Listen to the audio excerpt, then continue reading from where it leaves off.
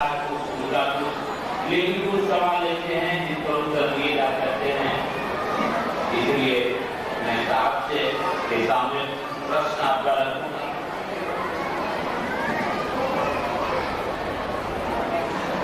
कुछ प्रश्न रखूंगा, एक आध सवाल है इस पर की बात हो सकती है। उसके बाद पुनः मैं निवेदन करूंगा कि साहब जो कहना चाहते हैं वही कहें और वही हम लोगों के लिए अमृत पानी होता है।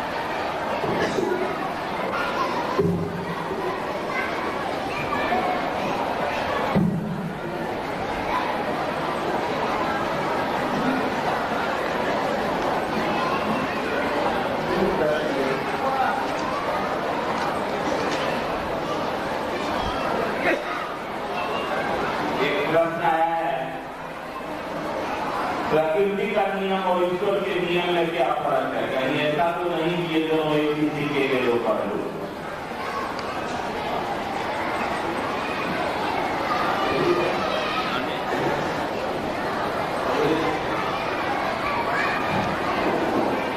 दूसरा सवाल है शिव ध्यान कैसे करते हैं? तीसरा सवाल है मुक्त अवस्था क्या है, कैसे प्राप्त किया जा सकता है? मुक्त भाव समाधि और ज्ञान समाधि में श्रेष्ठ क्या है? और चौथा सवाल है राग द्वेष से कैसे मुक्त हो सकते हैं?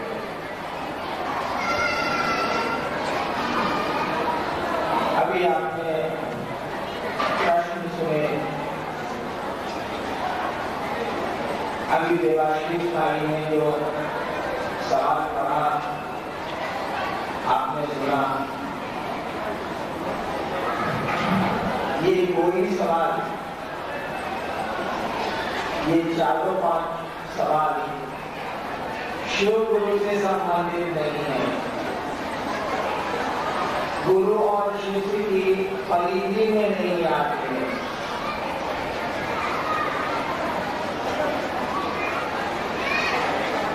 फिर भी उत्तर देता हूं।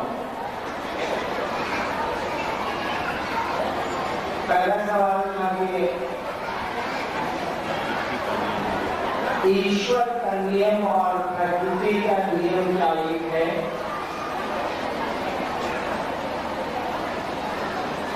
उत्तर भी प्रश्नकर्ता ने ही उसमें दे रखा है। उन्होंने कहा है कहीं ऐसा तो नहीं कि ये दोनों चीजें एक है।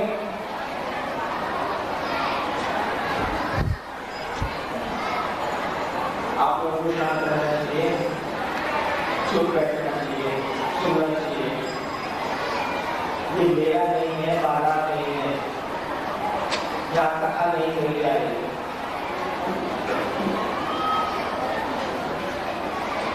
हम लोगों को मालूम है एक शब्द नारायण। नारायण शब्द सुना है, आप लोगों ने सुना होगा।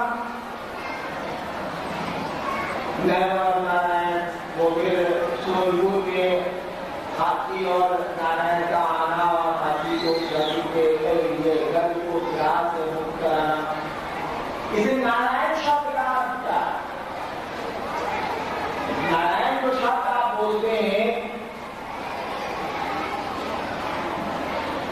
भारतवर्ष के बहुत से बुजुर्ग थे, वो अक्सर कहा करते थे शिव नारायण नारायण नारायण, शिव नारायण नारायण नारायण। आपको कहानी मालूम होगी कि शिव नारायण नारायण करके काशी विश्वनाथ का दरवाजा खोला गया था दिन के दोपहर में। वहां के पुजारियों ने दरवाजे बंद कर दिए थे। संत के आने पर किसी एक को किसी दूसरी जाति से बिलोंग करते थे और उन्होंने शिव नारायण नारायण नारायण कहना शुरू किया। और कहना है कि काशी विश्वनाथ का पट खुल गया महादेव के दर्शन के लिए, उस संत के लिए। नारायण शब्द का अर्थ क्या? नारायण शब्द दो शब्दों से बना है। एक शब्द है नार और एक शब्द है अयन। नार और अयन को जोड़ा गया है नारायण में। नार शब्द के तीन अर्थ होंगे। नार शब्द के 3 अर्थ होते हैं। नार माने स्त्री, चलन नार, नार माने स्त्री, नार माने भक्ति, इसी से हुआ है नारद। नारद शब्द का अर्थ होता है जो भक्ति देता है। नार माने भक्ति, इसी से हुआ है नारद। नार माने स्त्री, और नार शब्द का एक और अर्थ होता है प्रकृति, कायनात। जो नार का अयन करता है वही नारायण है। जो प्रकृति को अपने में समाविष्ट किए हुए हैं, प्रकृति जिसमें समाविष्ट है, जो प्रकृति को संचालित करता है वही नारायण है, वही ईश्वर है। प्रश्नकर्ता ने देखिए लिखा है, कहीं ऐसा तो नहीं कि दोनों एक ही चीज है? बिल्कुल एक ही चीज है।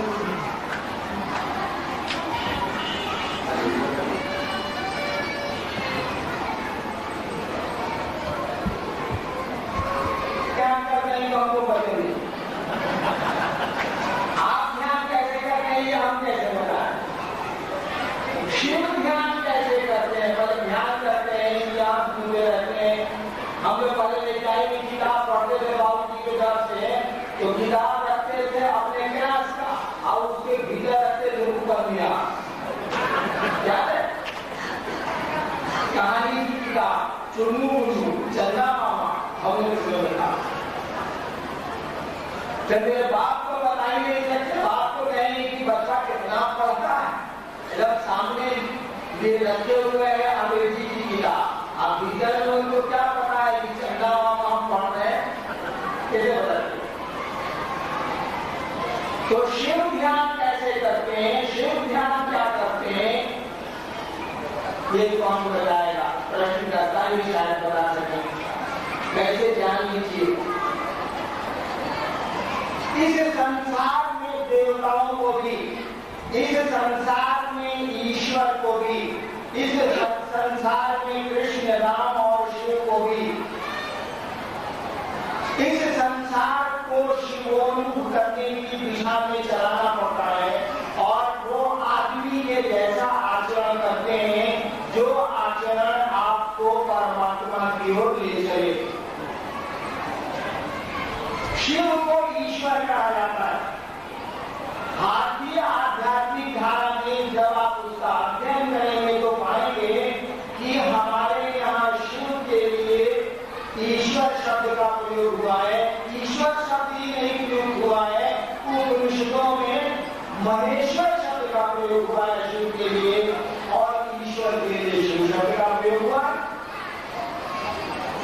कभी मौका मिला तो हम आपसे बात कर सकेंगे। आपको बात करने देते नहीं, इतना शोर करते हैं। कभी मौका मिला तो आपको हम समझा सकेंगे या समझ सकेंगे कि ये महादेव क्या है, ये भगवती क्या है। उस शिव की जो कल्पना की गई है कि जो परम सत्ता है, जो शिव है, ईश्वर है, महेश्वर है, उसका ये महादेव रूप क्या है।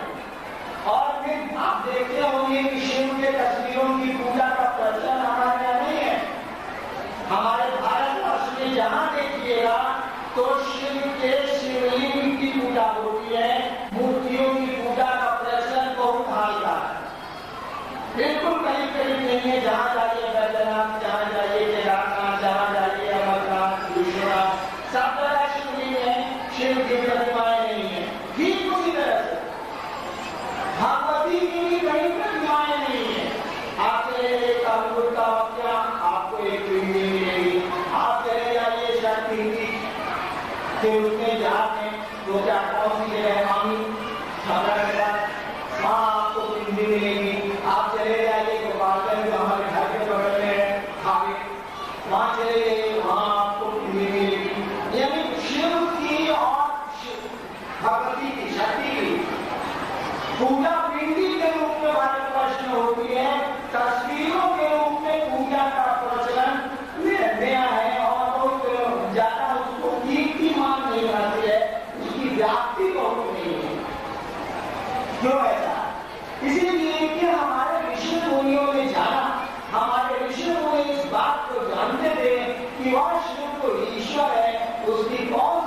बेहतरीन तस्वीर बन सकती है। उस परमात्मा की तस्वीर कैसे हम बनाएं, चलो एक प्रतीक मान लेते हैं। हालांकि बातें बहुत वैज्ञानिक है, शिवलिंग भी बहुत वैज्ञानिक है, उसके जल भी लगता है, उसका भी उसकी भी बड़ी सुंदर लगता है, उसके प्रभाव भी बड़े अच्छे हैं। आप चढ़ाना चाहिएगा, आप जो पेपर में चढ़ाते हैं उसका भी बहुत वैज्ञानिक पहलू है, चंदन और हल्दी चढ़ाते हैं उसका भी पहलू है, लेकिन हम आप जानते ही नहीं उसका रस, इसीलिए दिक्कत होती है। सोचा गया कि उस शिव की बहुत सी तस्वीर बनाई जाए और इसीलिए उस शिव की पूजा प्रतीकों के रूप में होती है। ठीक उसी तरह से उस आदि शक्ति की, उस शिव की आदि इच्छा जो है, जिनकी इच्छा जिसका भक्ति कहते हैं, उनकी इच्छा से सृष्टि का कण कण सृष्टि हुआ है, उनकी कौन सी तस्वीर बनेगी? उनकी भी एक पिंडी बना दी गई। गांव देहात और शक्तिपीठों में आज भी पिंडी बनी हुई है, प्रतीक बना हुआ है। तस्वीरों की पूजा का प्रचलन तो नहीं के बराबर है। पुराने शिव मंदिरों में, पुराने भगवती के मंदिरों में सब जगह शिवलिंग है और फिर भगवती के मंदिर में पिंडी बनी हुई है। इसका यही कारण है। कहा गया कि शिव ध्यान में दिखते हैं, शिव योगासन में दिखते हैं, शिव पद्मासन में दिखते हैं। आंखें अद्भुत है या मुड़ी हुई है, ये कुछ नहीं, ये प्रतीकात्मक है कि आपको भी शांत होना चाहिए, आपको भी सोचना चाहिए, आपको भी अपनी समझ पैदा करनी चाहिए। देखिए हम लोगों को तो खबर है कि हमारे घर में लोग गए, मेरे माँ बाप नहीं पढ़ते मुझे मैजिस्ट्रेट का कंट्रोल का इंचार्ज पढ़ता रहा। मेरे पिताजी अब 80 साल के हो गए, मैं नहीं कहना चाहता कि वो मरेंगे, लेकिन हम नहीं मरेंगे, ये जान लीजिए, क्योंकि हमको देख के आपको लगेगा कि सारा ही 50-54 का हो गया। अब जो कहता है कि मकान बनाए बाबा, आपको दुआ कहने रही, नदिया कहने रही, आपको दुआ के बेटवा कहने रही, ओवरो रूम बनाने के बाद पूरी योजना अभी 100 साल की है हमें के दिमाग में। अब मुझसे से बचे हम 30 साल से ज्यादा तो कोई नहीं जा रहा था, हमसे कभी है। तभी योजना हम बनाए, क्यों बनाए? सूचना है कि मरेंगे, समझ नहीं, समझते ही नहीं। शिव की तस्वीरें, इन देवताओं की तस्वीरें प्रतीकात्मक हैं, उनके कुछ मानी है, कुछ अर्थ है, और शिव किसका ध्यान करेंगे? आप बताइए तो जो आप रचना करते हैं, जिस चीज को आप तैयार करते हैं, जिस चीज का सृजन आप करते हैं, जो चीजें आपके द्वारा प्रसूत होती है, पैदा होती है, भैया हमेशा तो उन्हीं की याद करते हैं। हमारा लड़का, हमारी संपत्ति, हमारी सृष्टि, हमारी वही शिव भी तो संसार का पूरा रचेगा। कहा जाता है कि वो जगत पिता दिखलाए गए शिव को अर्धनारीश्वर के रूप में, यानी जहां पर स्त्री पुरुष एक साथ में और भाग में अलग में वह मानव सृष्टि की का प्रारंभ है, जो शिव और भगवती के रूप में दिखलाया जाता है। वह सत्ता जब ध्यान मस्त है तो सृष्टि के लिए है, हमारे आप के लिए है, और हम लोग अपने ध्यान में मस्त। कुछ ऐसा ही कार्य हो सकता है। मुक्त अवस्था क्या है और कैसे प्राप्त किया? मुक्त अवस्था क्या है और कैसे प्राप्त किया, विषय हम लोगों के मंच का नहीं है। हम लोग मुक्त हैं कि बंधन में? हम लोग बंधे हुए हैं कि खुले हुए हैं? रविन्द्रनाथ ठाकुर ने शिव को जब गुरु माना तो अपनी एक कविता में उन्होंने लिखा, आमी नटराजे चेला, मैं शिव का शिष्य हूं, चित्ताकाशे देख चीलेला, मन चित्त के आकाश में कहा जाए, बांधो खोले सीख ची साधन। महाकाल को गुरु मानते, नटराज को गुरु मानते, क्या करें? आमी नटराजे चेला, চিন্তাকাশে দেখছি খেলা বান্ধন খোলার শিখছি সাধন and learning method of unbound to unheal the bondage. बांधन खोलने सीखी साधन बंधन खोलने का साधन सीखे शुरू बांधन खोले सीखी साधन महाकाले त्रिशूल नाचे महाकाल का त्रिशूल नाच रहा है यानी काल का त्रिशूल नाच रहा है यानी रविन्द्रनाथ ठाकुर कह रहे हैं कि हम बंधन में हैं बंधन खोलने का गुरु से तरीका सीख रहे हैं साधन सीख रहे हैं देखिए हम लोग कितने बंधनों में आज से 10 साल पहले मैंने एक स्कूटर खरीदा था 15 साल एक स्कूटर खरीदा था 601 रुपए यही पड़ते स्कूटर को हम ठेला से गांधी मैदान थाना से मंगाया था ठेला वाला हमारे ऑफेरी रोड में हमारे डेरा के सामने सरकारी डेरा था ठेला वाला रिक्शा स्कूटर को पटक के गिराया 100 रुपये के स्कूटर ले गया पटक दिया और ठेला वाला पैसा ले गया रात में जब 10 बजा कहा अपने मान लो गुरु भाई को कहा कि भाई साहब इस हमें स्कूटर को उठा के गैरेज में रखिए रात में कोई ले जाएगा तो 100 रुपये मिल जाएगा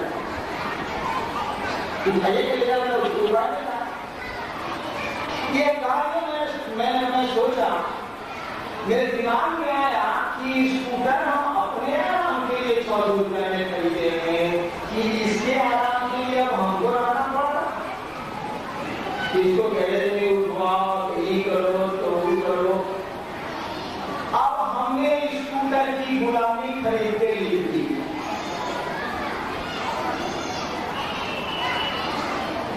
जिस चीज को आप पकड़िएगा वो चीज आपको दाम मिलेगी इसीलिए हमने कहा गुरु को पकड़िए कोई दाम नहीं आप पकड़ने का प्रयास कीजिए दूसरे प्रयास कीजिए वो दाम मिलेगी जिस चीज को आप पकड़िएगा अपना बुझिएगा बात आपको धरेगा मकान अपना बना लिया अपने आराम के लिए अब मकान के लिए आपको चिंता करना जो कुछ लीजिए मकान आपको आराम नहीं देगा मकान आराम करेगा आपके लिए सीधा को दिया चुना करना है बदला पैसे से दीवार पर नहीं दिया ये हो गया तो वो हो गया या फिर वो कब से किया पानी का खा के पीठ मार दिया अब मन हो जाएगा अभी चुना करवा पीठ मार दिया यानी आप आराम के लिए मकान आपने बनवाया अब मकान के आराम के लिए आप जिंदा रहिए कपड़ा अपने सुख के लिए आप खरीदना अगर जरा सा फट जाए तो मन हो जाएगा घोर यानी आप कपड़े के सुख के लिए हम आप जिंदा यानी हम लोग पैदा हुए हैं तब से 1 करोड़ चीजों के गुलाम हैं गुलाम द्वारा होता है क्या गुलामी में आराम है क्या अरे आप अलस हो जाते हैं आप विवश हो जाते हैं इसीलिए भारतीय हरि ने कहा